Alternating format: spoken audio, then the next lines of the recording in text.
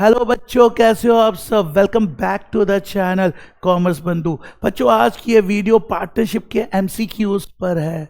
ये एमसीक्यूज मैंने previous year के पेपर से और सैम्पल पेपर से निकाले हैं और मुझे लगता है ये एग्जाम के लिए गेम चेंजर भी हो सकते हैं। तो चलो फिर इन एमसीक्यूज को सॉल्व करते हैं। Let's start.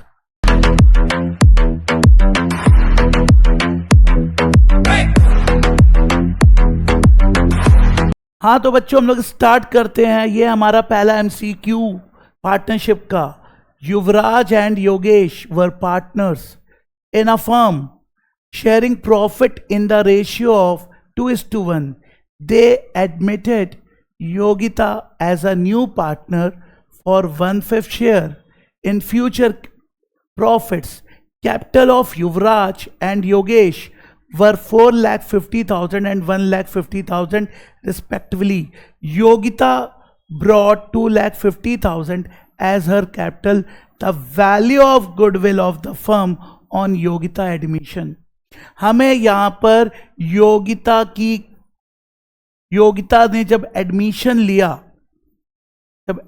लिया योगिता ने, तब फर्म की जो गुडविल है, value of goodwill of the firm, वो फाइंड करनी है।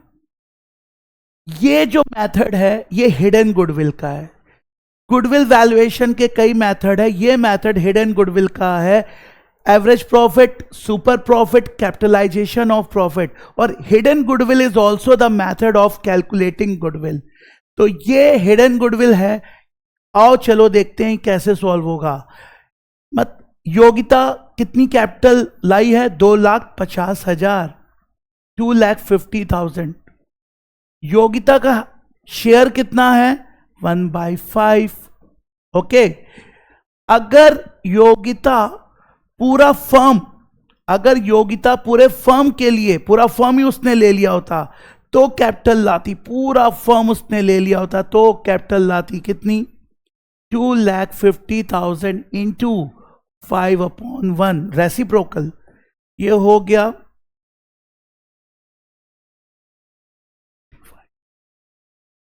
12,50,000। 12,50,000। इट मीन्स अगर योगिता पूरे फर्म को खरीद लेती तो कैपिटल कितनी लाती? 12,50,000। आओ चेक करते हैं क्या इतनी ही कैपिटल है तीनों पार्टनर्स की मिला के। युवराज प्लस योगेश प्लस योगिता, इन तीनों की कैपिटल अब देख लेते हैं हम लोग। ठीक है, तो युवराज की कैपिटल कितनी है? आप देखो यहां पे 4,50,000। योगेश की कैपिटल कितनी है? आप देखो यहां पे 1,50,000। और योगिता कितनी कैपिटल लाई है? 2,50,000। अगर हम तीनों को ऐड करते हैं तो 8,50,000। और योगिता के हिसाब से पूरे फर्म की कैपिटल कितनी हो रही है? 12,50,000। और एक्चुअल कैपिटल कितनी आ रही है? 8,50,000। अब हम क्या करेंगे? एकदम सिंपल। अब हमें हिडन गुडविल यानी गुडविल निकालने के लिए क्या करना है? जो कैपिटल एज पर योगिता है उसको हम लोग माइनस कर देंगे एक्चुअल कैपिटल से। तो योगिता के हिसाब से कितनी कैपिटल है? 12,50,000। और एक्चुअल कैपिटल कितनी है? 8,50,000। माइनस कर दिया, कितना आया? 4 लाख। कितना आया अपना? 4 लाख। माइनस करने पर क्या 4 लाख आंसर में है? आओ चेक करते हैं। हाँ, 4 लाख आंसर में है, दैट इज डी। तो हमारा ऑप्शन डी सही है। ये हमारा next MCQ. XYZ are partners sharing profit and loss in the ratio of 2:3:1. They decided to share future profits in the ratio of 3:2:1 with effect from 1st April 2022. At the time of change of profit sharing ratio, unrecorded furniture will be recorded in the book of accounts Y. देखो XYZ partner है, ठीक है, उन्होंने कहा कि अब हम अपना रेशियो चेंज करेंगे। अब हम अपना रेशियो क्या करेंगे? Change in PSR। जैसे ही उन्होंने रेशियो चेंज किया, ठीक है, तो उन्हें रिवैल्यूएशन अकाउंट बनाना पड़ेगा। जैसे ही वो रिवैल्यूएशन अकाउंट बना रहे थे, याद रखना, उन्हें दिखा कि एक अनरिकॉर्डेड फर्नीचर है। रिवैल्यूएशन अकाउंट क्यों बनाया जाता है? आप जानते हो, एसेट्स और लायबिलिटीज को रिवैल्यू करने के लिए।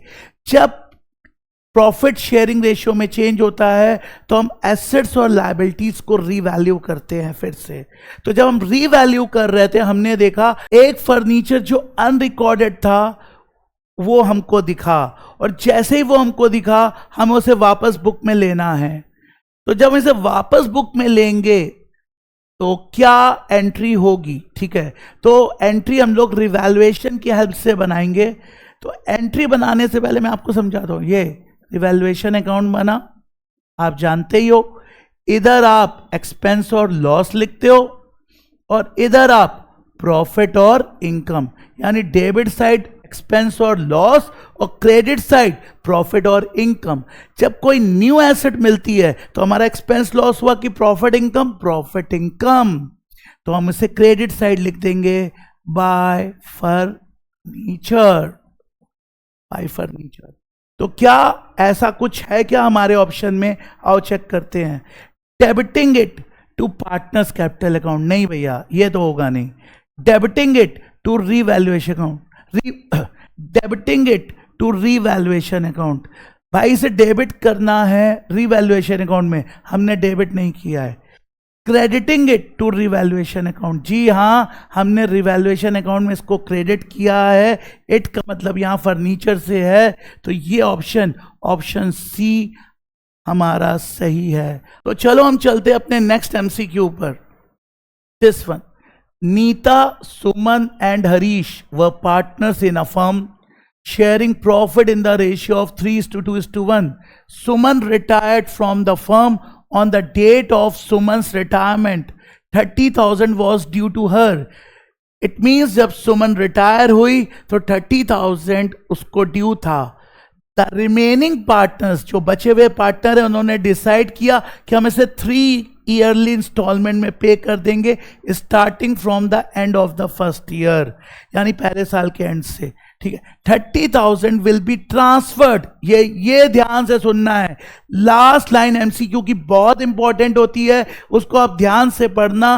वो अगर आपने गलत समझ लिया तो पूरा गलत हो जाएगा, क्योंकि 4 ऑप्शन कंफ्यूज करने के लिए ऐसे इतने क्लोज दिए होते हैं कि आपने अगर गलत लाइन पढ़ ली तो उसमें वो गलत वाला भी ऑप्शन होगा ही, और मोस्ट ऑफ द स्टूडेंट ऐसा करके आ जाते हैं। तो ध्यान रखिएगा, लास्ट लाइन पढ़नी है। 30,000 will be transfer to which of the following account. 30,000 will be transfer, जो 30,000 है वो विल बी ट्रांसफर होगा टू, किस अकाउंट में जाके ट्रांसफर होगा?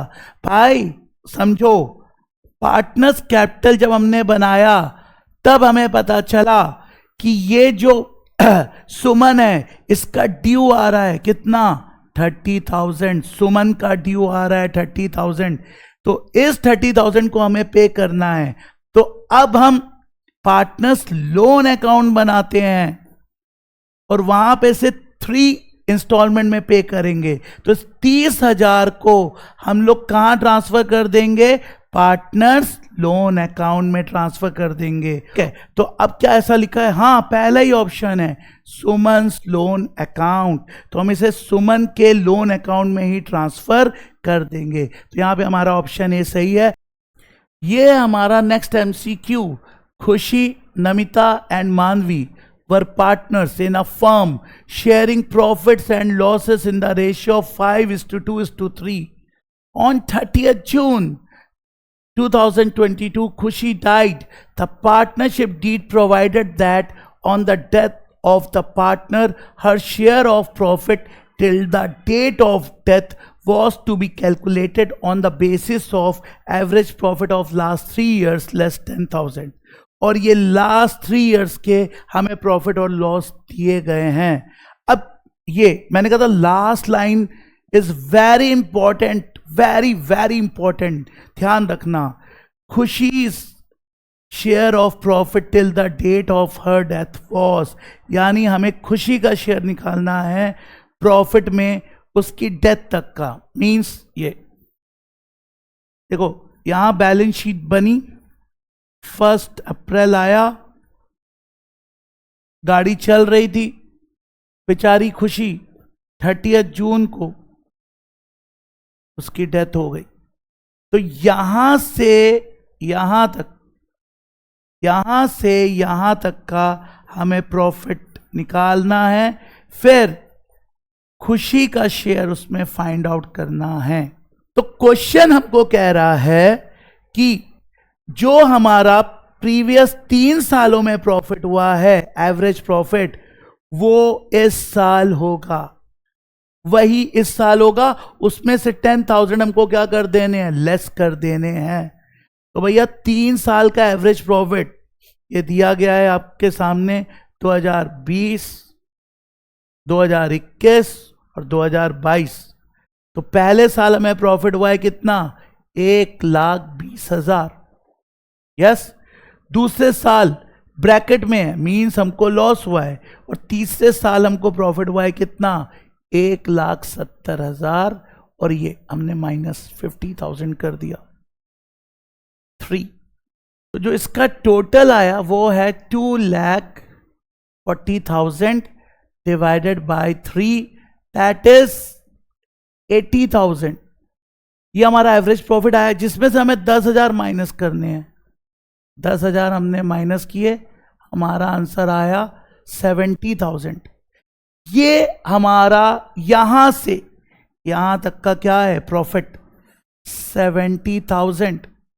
ओके, अब हमें कहां से कहां तक का प्रॉफिट निकालना है, यहां से यहां तक का। अप्रैल, मई, जून, 3 मंथ्स, 3/12। ओके, और हमें किसके हिस्से का प्रॉफिट निकालना है, खुशी का हिस्सा कितना है, 5/10। ये हमने कर लिया, खुशी का हिस्सा है 5/10। तो 3 4s are 12, 5 2s are 10। हाँ, तो फिर ये 70,000 अपॉन 8, ओके, ये आएगा 8,750, 8750। इट इज इन ऑप्शन, जी हाँ it is in option, option D, यानी ये भी हमारा क्लियर हो गया है। हमारा next MCQ, okay, Amit, Sumit and Kiara are partners sharing profit and losses in the ratio of 2:2:1. Sumit entitled to a commission of 15% on the net profit after charging such commission. The net profit before charging the commission is 9,20,000. The amount of commission payable to Sumit will be, okay. अब मेरी बात बहुत आप ध्यान से सुनना, ये कह रहा है कि जो भी प्रॉफिट आया है, कैसे हमारा प्रॉफिट आया है 9,20,000, उसमें से आप कमीशन, किसका कमीशन, सुमित का कमीशन माइनस कर दो। जो आएगा उसका 15/100 वो कमीशन ही आएगा, किसका, सुमित का कमीशन ही आएगा, सुमित का, दोनों में सुमित का, सुमित। ओके, तो भाई 9,20,000 में से अगर हम सुमित का कमीशन माइनस करेंगे, फिर उसका 15/100 करेंगे, तो जो आएगा वो सुमित का कमीशन आएगा। तो अब हमें इसे सुमित का कमीशन x मानेंगे और ये भी x मानेंगे, पूरे इक्वेशन को सॉल्व करेंगे, बहुत टाइम लग जाएगा। तो इसकी ट्रिक है, आप जानते भी होंगे, इसकी ट्रिक है क्या करना है, ये जो 9,20,000 आया है इंटू 15/100 प्लस 15, तो ये हो गया 9,20,000 इंटू 15/115। जो इसका आंसर आएगा वो होगा 1,20,000, 1,20,000।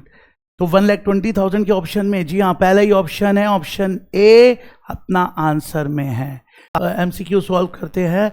आदित्य, अभिनव और अंकित पार्टनर है, 4:3:3 के रेशियो में ऑन 31 मार्च 2022 फर्म डिसॉल्व हो गई। आदित्य को अपॉइंट किया गया कि भाई जितना भी डिसोल्यूशन प्रोसेस है वो आपको देखना है, इसके लिए हम आपको रेम्यूनरेशन देंगे 42,000 का। आदित्य एग्री हो गया। एक्चुअल एक्सपेंस हुए 33,000 जो आदित्य ने पे कर दिया। लास्ट लाइन जो मैंने कहा है बहुत ही इंपॉर्टेंट है, वो है आदित्य के कैपिटल अकाउंट में कितने जाएंगे।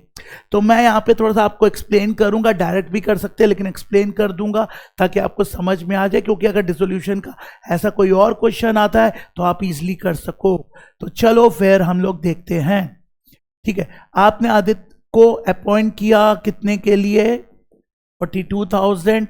एक्चुअल एक्सपेंस हुए कितने, 33,000 जो कि आदित्य ने पे कर दिया। यहाँ पे मैं एक ट्रिक सिखा रहा हूँ, इधर लिखना F for firm, P for partner, वही आदित्य। यहाँ पे RES responsibility, PID paid. Okay, क्या फर्म जिसकी आप अकाउंटिंग कर रहे हो, क्या फर्म की रिस्पॉन्सिबिलिटी है? जी हाँ, फर्म की रिस्पॉन्सिबिलिटी है कि वो आदित्य को 42,000 दे, लेकिन उसने अभी तक दिया नहीं है।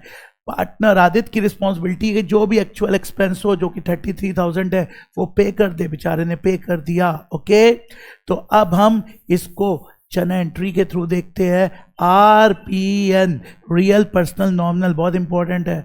क्या आया फर्म के पास? कुछ नहीं, आना ही क्या था। क्या गया? यहाँ पे कैश को देख रहे हैं। क्या आया फर्म के पास? कुछ नहीं। क्या गया? उसने पे ही नहीं किया तो कुछ गया ही नहीं। पर्सनल अकाउंट, यहाँ पे मैटर ऑफ क्रेडिट आता है, मतलब उधार की बात। पर्सनल अकाउंट, तो क्या फर्म के ऊपर उधार चढ़ा? जी हाँ, फर्म के ऊपर 42,000 का उधार चढ़ा है, लेकिन हम फर्म की बुक में अकाउंटिंग कर रहे हैं तो उसका नाम यहाँ पर नहीं लिखते। जिसकी बुक में अकाउंटिंग करते हैं उसका नाम नहीं लिखते। अब हम लोग बात करते हैं, उधार पाने वाला तो फर्म हो गई, उधार देने वाला कौन है? पार्टनर। क्या उसने उधार दिया? हाँ भाई, उसने अभी, बेचारे ने अभी 42,000 यानी 42,000 रुपीज हमसे नहीं लिए हैं, तो एक तरह से उसने हम उधार दिया है। तो यहां पे लिख देंगे क्या?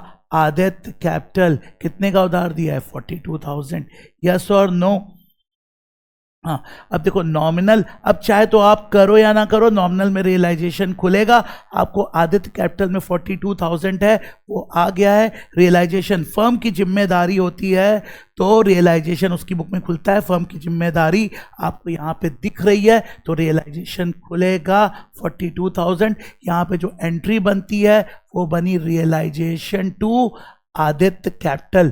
मैं पूरा इसलिए करके दे रहा हूं कि आपको फर्दर डिसोल्यूशन सॉल्व करने में इजी रहे। तो हमारा आंसर निकल गया, आदित्य कैपिटल में कितना क्रेडिट होने वाले हैं भाई? 42,000। तो option A is correct. Hopefully आपको समझ में आ गया होगा। तो ये रहा हमारा नेक्स्ट एमसीक्यू। ये है, Navya and Radha were partner sharing profit and losses in the ratio of 3:1। Shreya was admitted for 1/5 share in the profit. Shreya was unable to bring her share of goodwill premium in cash. The journal entry recorded for goodwill premium is given below. ये journal entry है, ठीक है। तो यहाँ पे Shreya admit हुई है, कितने शेयर के लिए? 1/5 शेयर के लिए एडमिट हुई है। अब वो ये शेयर है वो किससे लेगी? ऑब्वियस सी बात है, वो नव्या और राधा से लेगी। नव्या और राधा का यहाँ पे सेक्रीफाइसिंग रेशियो गिवन नहीं है, बट ये जो एंट्री गिवन है यहाँ पे हम सेक्रीफाइसिंग रेशियो यहाँ से निकाल सकते हैं। जैसा कि आप जानते हो कि जो गुडविल कॉम्पनसेशन होता है वो सेक्रीफाइसिंग पार्टनर्स के बीच में डिस्ट्रीब्यूट होता है और सेक्रीफाइसिंग रेशियो में डिस्ट्रीब्यूट होता है। तो 8,000 नव्या को, 16,000 राधे को मिले हैं। कट कट 8:16 या आया 1:2, यानी 1:2 के रेशियो में इन लोगों ने क्या किया है? सेक्रीफाइसिंग रेशियो आया है। और ऐसे ही अब हम आओ कैलकुलेशन करके मैं आपको दिखाता हूं। 1/5, 1:2, 1/3, 2/3, यानी 1/5 इंटू 1/3, 2/3 इंटू 1/5, यानी 1/5 का 1/3 कौन दे रहा है? नव्या दे रही है। और 1/5 का 2/3 कौन दे रही है? राधे। राधे सेक्रीफाइस कर रही है। Got it? तो अब हम इसे और देखते हैं। यह आया 1/15, यानी ये नव्या ने सेक्रीफाइस किया। यह आया 2/15, ये हमारी राधे ने सेक्रीफाइस किया है। ओके, तो नव्या के पास पहले से कितना था बच्चों? 3/4 पहले से था। और राधे के पास कितना था पहले से? 1/4। तो अब हम इसे जो उन्होंने सेक्रीफाइस किया है वो यहां से माइनस कर देते हैं। 1/15 इसका और 2/15 इनका। ओके बच्चों, माइनस कर देते हैं। जो आया वो आएगा, आप सॉल्व करना, 41/60। और जो आया आप इसे सॉल्व करना, 15 4 60, आप एलसीएम लोगे 7/60। ओके, तो 41/60 और 7/60। तो इधर नव्या, इधर राधे। ओके, और इधर है हमारी कौन? श्रेया। इनका आया 41/60 नव्या का, इनका आया 7/60। जो श्रेया है वो तो 1/5 है, तीनों का डिनोमिनेटर सेम नहीं है। 12 से मल्टीप्लाई तो रेशियो बन गया 41:7:12। ये ऑप्शन में है जी हाँ, पहला ही ऑप्शन है 41:7:12। तो हमारा पहला ऑप्शन सही है। ओके, चलो फिर चलते हैं अपने नेक्स्ट एमसीक्यू पर।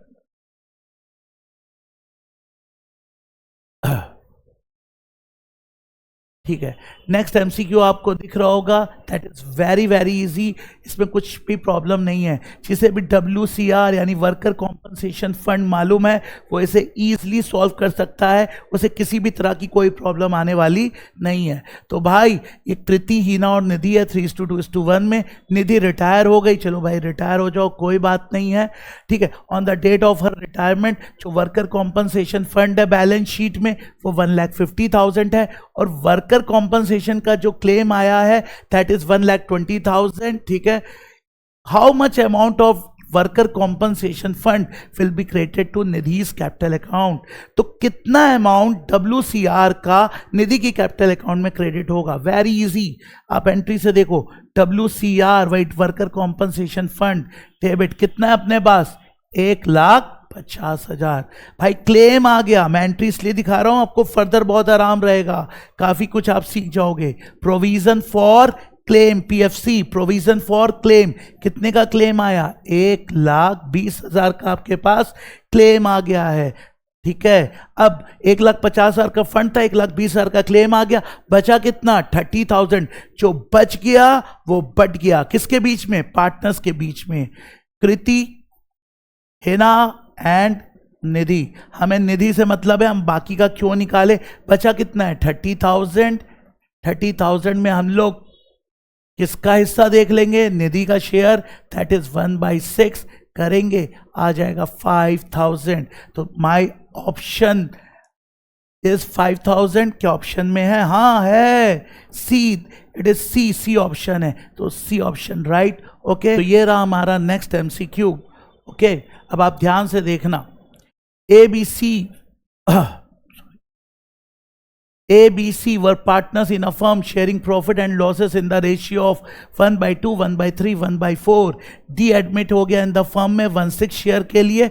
C कह रहा है भाई अगर D आ भी रहा है तो हम अपना ओरिजिनल शेयर जो कि 1/4 है वो रिटेन रखेंगे। ओके, रखो, बस न्यू प्रॉफिट शेयरिंग रेशियो, ये लास्ट लाइन, हमें न्यू प्रॉफिट शेयरिंग रेशियो बताना है ABC और D का। कौन आ रहा है? D आ रहा है। कितने शेयर के लिए आ रहा है? 1/4। C कह रहा है, ओ सॉरी 1/6। C कह रहा है कि हम तो अपना रिटेन रखेंगे। कितना है उसका भाई पहले से? 1/4। तो इतना तो इनके पास पहले से है। यहां पर एक डायग्राम देखो कि भाई ये कह रहा है A, B, C और D, ये कह रहा है कि 1/6 ये हम आ रहे हैं, ये हमको चाहिए। C कह रहा है मेरा 1/4 पक्का। अब पूरे फर्म के हिस्से में जो ये बचा ये है A और B का, ये है A और B का। कितना बचा? पूरा फर्म 1 -1/4 + 1/6 कर दिया। यस, 1 माइनस, इसको एलसीएम करके देखेंगे, आएगा 12, 4 3 = 12, 6 2 = 12।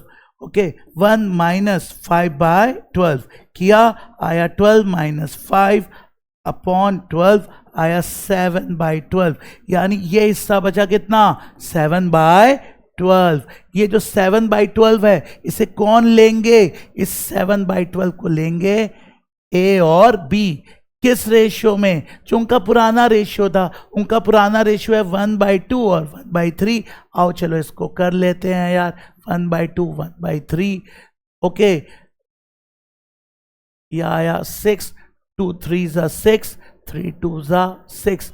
It means 3:2। ये उनका पुराना रेशियो है, 3:2। यस और नो? आया समझ में? यानी ये जो उनका पुराना रेशियो है किसका, ए और बी का, वो इसी रेशियो में इस 7/12 को लेंगे, बचे हुए 7/12 को लेंगे। तो 7/12 ये देखो, अब यहां से देखना थोड़ा, मैं ये वाला यहां सॉल्व कर रहा हूं क्योंकि वहां पे स्पेस नहीं है। 7/12 कौन लेगा, ए और बी, किस रेशियो में? 3:2, 3/5 और 2/5। ठीक है, 7/12 का 3/5 ये ले लेगा और 7/12 का 2/5 ये ले लेगा। ओके, आया यहां तक समझ में? तो 7 3 21, 12 5 60, तो इनका आया 21/60 और 7 2 14, 12 5 60। तो जो ये हमारे, मेरी बात ध्यान से सुनिएगा आप लोग, जो ये हमारे हैं कौन, ए और बी, ए का न्यू बी है, सी है और डी है। ए का जो न्यू रेशियो आया वो है 21/60, बी का कितना आया है 14/60, सी का वो तो पहले से ही उतना था 1/4, ये 1/6। डिनोमिनेटर सेम करने हैं, इधर 15 से, इधर 15 से, इधर किससे 10 से, इधर 10 से, डिनोमिनेटर सेम हो गए। 15 4 60, तो ऊपर भी आपको 15 से मल्टीप्लाई करना है। 10 6 60, तो ऊपर भी आपको 10 से ही करना है। अगर नीचे 10 से तो ऊपर 10 से, नीचे 15 से तो ऊपर 15 से। तो रेशियो बना 21:14:15:10। है क्या ऑप्शन में? जी हाँ, ये ऑप्शन सी सही है। वेरी वेरी करेक्ट हो गया ये अपना। ठीक है, तो चलो हम लोग चलते हैं अपने नेक्स्ट एमसीक्यू में। हमारा next MCQ, Keshav and Hitesh are partners sharing profit and losses in the ratio of 3:2 on 31st March 2023. After division of profit of 15,000, their capital were 55,000 and 45,000 respectively. During the year, Keshav drawing were 1,500 at the beginning of each quarter and Hitesh withdrew 9,000 on 1st November 2022. After the final accounts have been prepared, it was discovered interest on capital at the rate 5% per annum and interest on drawing at the rate 8% per annum have not been taken into consideration. मतलब ये question कह रहा है कि भैया केशव और हितेश, इनका ratio है 3:2 में और 31 मार्च 2023 यानी at the end of the year and पर इनकी ये जो कैपिटल दी गई है, तो ये हो गई हमारी कौन सी कैपिटल, क्लोजिंग कैपिटल। तो केशव की कितनी है और हितेश की कितनी है 55,000 और इनकी कितनी है भाई साहब की 45,000। That is closing capital, that is closing capital. Yes और नो? ये क्लोजिंग कैपिटल है, आपको समझ में आ रहा होगा। ओके, और अब आप ध्यान से देखिए मेरी बात।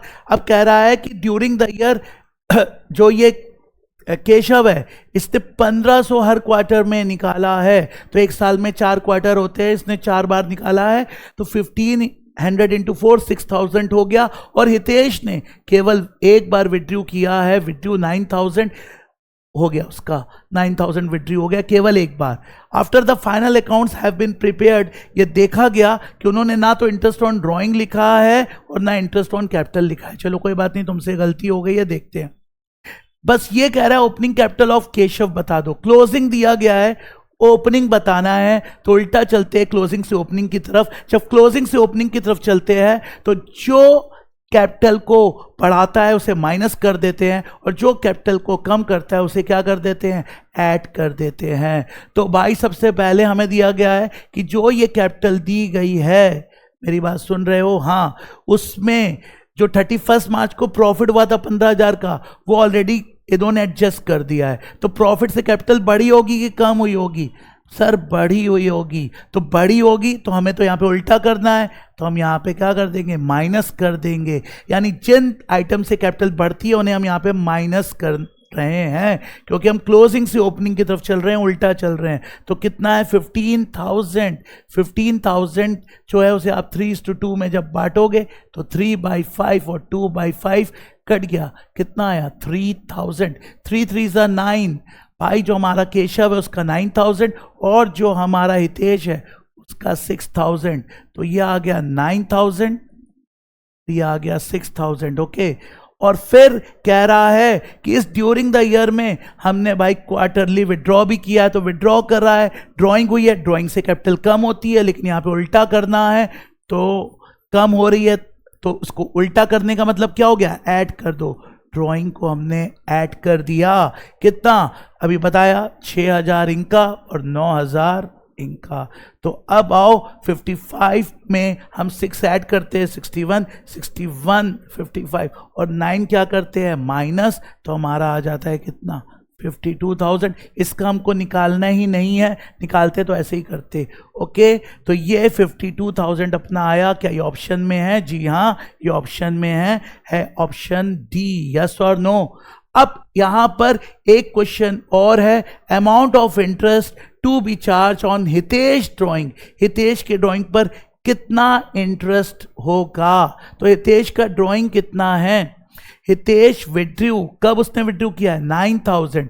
डेट भी लिखी हुई है, ठीक है, डेट भी लिखी हुई है। कितनी डेट लिखी हुई है? चलो मैं पहले इन सबको जो मैंने पहला वाला सॉल्व किया उसे रब कर देता हूं, और आई होप सो आप लोग को समझ में आ गया होगा और आप इसे समझ पा रहे होगे। अब हम लोग हितेश का जो इंटरेस्ट ऑन ड्राइंग है वो भी निकाल लेते हैं। तो हितेश ने कब ड्राइंग की है? 9,000 ड्राइंग की है भाई। अच्छा, इंटरेस्ट ऑन ड्राइंग दी गई है, कितने परसेंट है? 8% है, 8/100। और कब ड्राइंग की है? 1 नवंबर। नवंबर, दिसंबर, जनवरी, फरवरी, मार्च, कितने मंथ्स हो गए? 5 मंथ्स, 5 मंथ्स हो गए। तो यहां पे क्या कर देंगे, 5/12। ओके, ये गया, 4 2 8, 4 3 12, ये गया, 3 3 9, 30, 30 इंटू 2 60, 65, 300, 30 इंटू 2 इंटू 5 300। तो ये है आपका आंसर 300। तो क्या ये 300 अपने ऑप्शन में है? हाँ, ऑप्शन नंबर सी करेक्ट। तो ये दोनों क्वेश्चन हमने एक ही स्टेटमेंट से सॉल्व किए। तो ऐसे बहुत सारे आपको एग्जाम में देखने को मिल सकते हैं।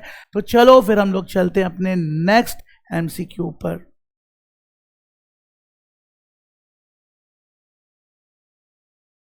ट्वेल्थ, ये हमारा नेक्स्ट एमसीक्यू। ओके, अब देखो, on 1st July 2024, A, B and C entered into the partnership sharing profit and losses in the ratio of 5:3:2. C was guaranteed that his share of profit will not be less than 60,000 per annum. Deficiency, if any, will be borne by A and B equally. For the year ended 31st March 2025, firm incurred loss of rupees 1,25,000. Loss हो गया। Deficiency will be borne by A and B. will be भाई A और B और C partnership firm में थे, 5:3:2 के share में। C को कहा गया भाई तेरे को अगर 60,000 से कम प्रॉफिट नहीं होगा हुआ तो A और B उसे इक्वली शेयर करेंगे। लास्ट में हुआ क्या? पूरे फर्म को प्रॉफिट होने की जगह क्या हो गया? लॉस हो गया। कितने का? 1,25,000। जो डेफिशिएंसी है वो कौन बॉर्न करेगा? तो डेफिशिएंसी को बॉर्न करेंगे कौन? ए और बी। किस रेशियो में? इक्वल रेशियो में बॉर्न करेंगे।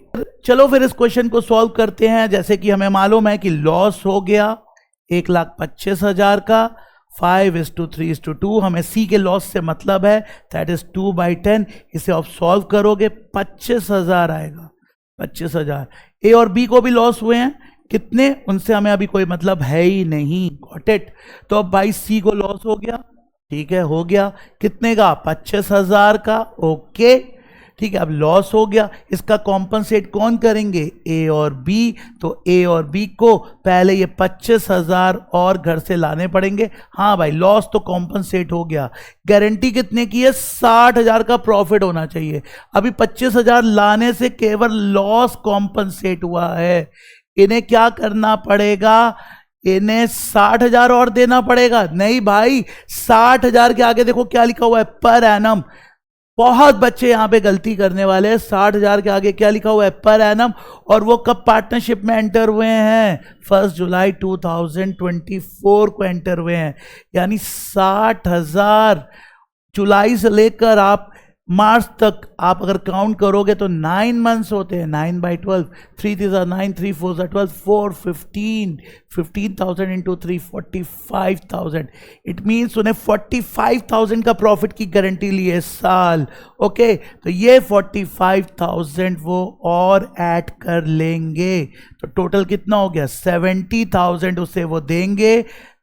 एक लॉस कॉम्पनसेट हुआ और 45,000 प्रॉफिट की गारंटी. ये इक्वली वो लाएंगे, 35,000 इनका, 35,000 इनका. क्या ये ऑप्शन में है? जी हाँ, that is a D option. It is an option. तो ये भी आई होपफुली आपको समझ में आ गया होगा. तो ये है हमारा next MCQ. Bala and Lala were partners in a firm with capital of rupees 24 lakh and 16 lakh. They admitted Mala as a new partner for 1/3 share, for which Mala brings rupees 20 lakh as capital. There were investment and investment fluctuation reserve appearing in the book, 2,50,000 and 50,000 respectively. Bala took over 40% of the investment at 80,000 and remaining investment were valued at 1,10,000. By what amount revaluation account will be effected for the above information? सबसे last line आप लोग अगर देखोगे तो आपको पता चलेगा कि रिवैल्यूएशन अकाउंट कितने से इफेक्ट हुआ, यानी रिवैल्यूएशन अकाउंट में कितना अमाउंट डेबिट या क्रेडिट में गया. ये मतलब है यहाँ पे. सबसे पहले ये समझो, क्योंकि ये ऐसा जब लिख जाता है तो बहुत से बच्चे कंफ्यूज भी हो जाते हैं, ये क्या बोलना चाहता है. तो ये केवल ये बोलना चाहता है कि रिवैल्यूएशन अकाउंट में कितना गया. तो अब देखो यहां पर हमारा इन्वेस्टमेंट है जो कि कितना है? 2,50,000. ठीक है, अब इन्वेस्टमेंट का 40% किसने ले लिया है? एक पार्टनर ने. बाकी रिमेनिंग 100 - 40 कितना हुआ? 60% बचा. 40% जब इसको आप इससे कैलकुलेट करोगे 40%, दैट इज 1 लाख, और 2,50,000 में से 1 लाख माइनस किया, दैट इज 1,50,000. Got it? अब देखो मेरी बात ध्यान से सुनना. अब ये 1 लाख है, ये 1,50,000 है. ये बाला ने ले लिया. Bala is one of the partner of the firm. उसने ये ले लिया कितने में? 80,000 में. 80,000 में 1 लाख की जो चीज है वो उसने कितने में ले ली? 80,000 में. और इसको वैल्यूएट किया गया कितने में? 1,10,000. ओके, अब हमारे पास यहां पे हमें कितने का लॉस हो रहा है? इन्वेस्टमेंट में 20,000 का लॉस हो रहा है. और यहां पे कितने का लॉस हो रहा है? यहां पे हमें जो लॉस हो रहा है दैट इज 1,50,000 का था, 1,10,000 में ले लिया. लॉस जो हो रहा है दैट इज 40,000. तो हमारा जो टोटल लॉस है 40,000 और 20,000, हमारा जो टोटल लॉस आ गया है वो आया है 60,000. तो अब हम देखते हैं हमारे इन्वेस्टमेंट फ्लक्चुएशन रिजर्व यानी IFR में कितना है. यार IFR में 50,000 रुपए है. यस और नो? तो IFR इस लॉस को कहां तक प्रोटेक्ट करेगा? 50,000 तक. केवल और केवल 50,000 तक प्रोटेक्ट करेगा. लॉस कितने का हो गया है? 60,000 का हो गया है. तो आप जानते हो, आपने एंट्री बना के मैं दिखा देता हूं कभी कभी. 50,000, ठीक है, और लॉस जो हो गया है टू इन्वेस्टमेंट, कितने का लॉस हो गया है? 60,000. भाई जेब में है 50,000, लॉस हो गया 60,000. तो प्रॉफिट हुआ कि लॉस? Sir loss. तो प्रॉफिट और लॉस को किससे डील करते हैं? एडमिशन, रिटायरमेंट और चेंज इन PSR में प्रॉफिट और लॉस को रिवैल्यूएशन से डील करते हैं. तो यहां पे आप 10,000 लिख दो माय डियर बच्चों. यहां पे लिख देना क्या? Revaluation account debit. कितना? 10,000. ओके, तो रिवैल्यूएशन अकाउंट डेबिट हुआ कितने से? 10,000 से. तो डेबिटेड हुआ है रिवैल्यूएशन अकाउंट. ये इफेक्ट आया है. Option C is correct. ये है हमारा next MCQ. On 1st August, Tom, Jerry and Tick entered into partnership with capital of 5 lakh each. Interest on drawing was to be charged at the rate 6% per annum. For the year ended March 31st, 2025, Tick withdrew rupees 80,000. What amount of interest on drawing will be charged from Tick? Okay, अब यार इतना simple question है, अब बच्चे क्या करेंगे, भाई कितना विड्रू किया है 80,000, डेट नहीं दे रहा है, ओके कितना इंटरेस्ट ऑन ड्रॉइंग है 6% लगा दिया, डेट नहीं दे रहा है, यस डेट नहीं दे रहा है तो ड्यूरिंग द ईयर मान लेते हैं, हमारे सर ने बताया ड्यूरिंग द ईयर मान लोगे, फिर ईयर को हाफ कर दो, ईयर को हाफ कर देंगे तो यहां पे 6/12 लिख देंगे। गलत, क्या हमारे सर गलत है? नहीं, आपके सर एकदम सही है, सबने आपको सही बताया है, ईयर का हाफ कर देंगे। भाई आपने कब ज्वाइन किया है? 1 अगस्त को, ईयर एंड कब हो रहा है? 31 मार्च, तो अगस्त से लेकर मार्च तक ये आपका ईयर है भाई। तो आप अगस्त, सितंबर, अक्टूबर, नवंबर, दिसंबर, जनवरी, फरवरी, मार्च, 8 मंथ्स हो गया। तो यहां पे आपको 8 मंथ्स का आधा करना है, आपने 12 मंथ्स का आधा कर दिया है, 8 मंथ्स का आधा कितना हुआ? 4, that is your average period, 4/12। Yes और नो? Got it? ठीक है, कभी भी ऐसा मत करना कि ड्यूरिंग द ईयर हो तो ईयर का आधा कर दे पूरे, पहले देखो तो ईयर कब से शुरू हुआ है। ईयर शुरू हुआ है 1 अगस्त से, ईयर एंड कब हुआ है? 31 मार्च, कितना पीरियड हो गया? 8 मंथ्स, इसका एवरेज करो। ओके, एवरेज यानी इसका आप हाफ करो और ये हो गया। तो अब ये तो 0, 4 3 12, 3 2 6, कितना आया? 1600। 1600 is an answer, yes is an answer. अगर ये वीडियो आपको पसंद आ रही हो तो लाइक करो, चैनल को सब्सक्राइब कर लो और अपने फ्रेंड्स के साथ शेयर कर दो बच्चों, ठीक है। ये एमसीक्यू डेफिनेटली गेम चेंजर साबित होंगे, आपके मार्क्स को डेफिनेटली ये एनहांस करेंगे, आपको कोई प्रॉब्लम नहीं होगी। अगर होती है तो आप कमेंट बॉक्स में कमेंट करना, I will try to solve your problem. तो चलो फिर मिलते हैं नेक्स्ट वीडियो में, टिल देन बाय बाय।